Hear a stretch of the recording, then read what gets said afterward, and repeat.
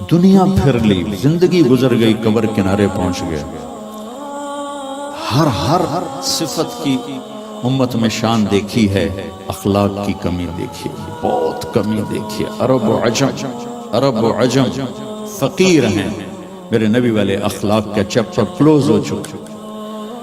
یہ اسلام کا سب سے مشکل چیپٹر ہے۔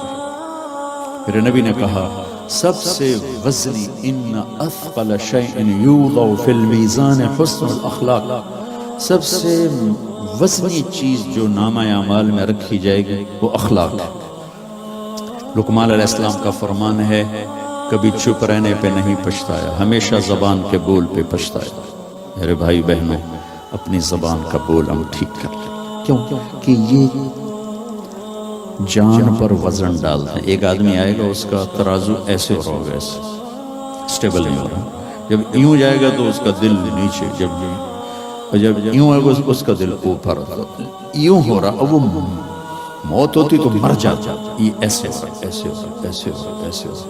ایک دم ایک بادل آئے گا اور اس کے سیدھے ہاتھ والے پلڑے میں بیٹھ کر اس کو ایسے تو اس کی جان میں جان آئے گی، تو وہ فرشتے سے پوچھے گا تولنے والے، بھائی یہ کیا چیز ہے؟ وہ بادل سے کہے گا یہ تیرے اخلاق ہیں جو آج تجھے بچا گئے، یہ تیرے اخلاق۔ نماز نہیں کہا، روزہ نہیں، حج نہیں، زکوٰۃ نہیں، ذکر نہیں، تلاوت نہیں، کہ یہ تیرے اخلاق ہیں جو آج تجھے بچا گئے۔ بھائیو، بازار میں جو چیز کم ہوتی ہے اس کا ریٹ زیادہ ہوتا ہے، جو زیادہ ہوتی ہے اس کا ریٹ کم ہوتا ہے۔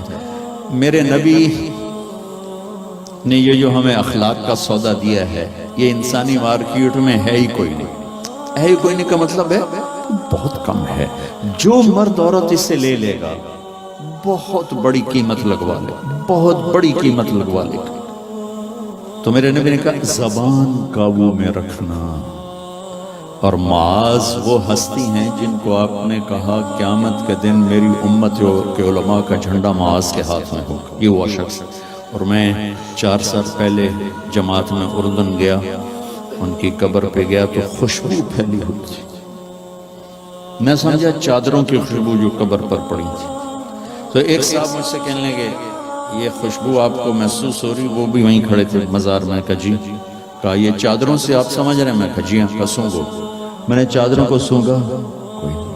اس نے کہا یہ قبر سے آ رہی، جب سے یہ بندہ یہاں سویا ہے یہ قبر سے آ رہی۔ 18 ہجری میں، 18 میں 1434 میں گیا، 1416 سال ہو چکے ہیں اور اس بندے کی قبر سے خوشبو آ رہی، اتنی بڑی ہستی۔ اور ان سے یوں کر کے سمجھایا کہ معاذ یہ زبان قابو میں رکھنا۔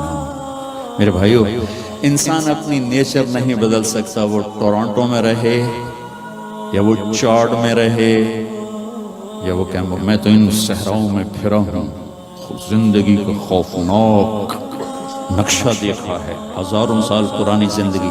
انسان اپنی نیچر میں میٹھے بول کا محتاج ہے اور کڑوے بول کا زہر برداشت نہیں کر سکتا۔ سانپ کے زہر کا علاج موجود ہے، کڑوے بول کا علاج موجود کوئی نہیں ہے۔ تو ان سب مستورات سے اپنے آپ سے کہتا ہوں، وہ اپنی زبان کے بول کو میٹھا کر لے، خاص طور پر رشتوں کے آگے، ماں باپ کے آگے، بیوی کے آگے، بیوی خامند کے آگے، اولاد ماں باپ کے سامنے، ماں باپ اولاد کے سامنے، اپنی اولاد کو بھی عزت دو۔ میرے نبی نے کہا اکرموا اولادکم، اپنی اولاد کو عزت دو، وہ لوٹ کے تمہاری طرف آئے گی۔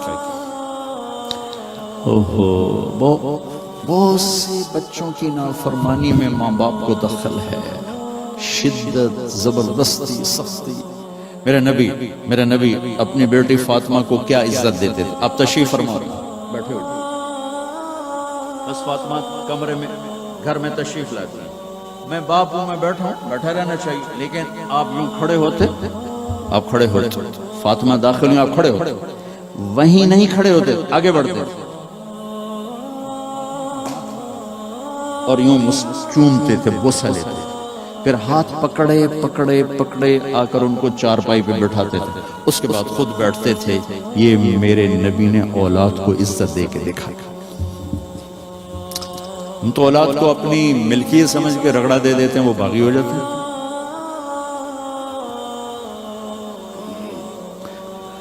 رشتوں میں زبان کا استعمال، تعلق میں زبان کا استعمال، یہ انسان کو اونچا اور نیچا کرنے والی بہت بڑی چیز۔ اس لیے جب کبھی غصہ ہو چپ ہو جاؤ، بولنا نہیں، بولنا نہیں۔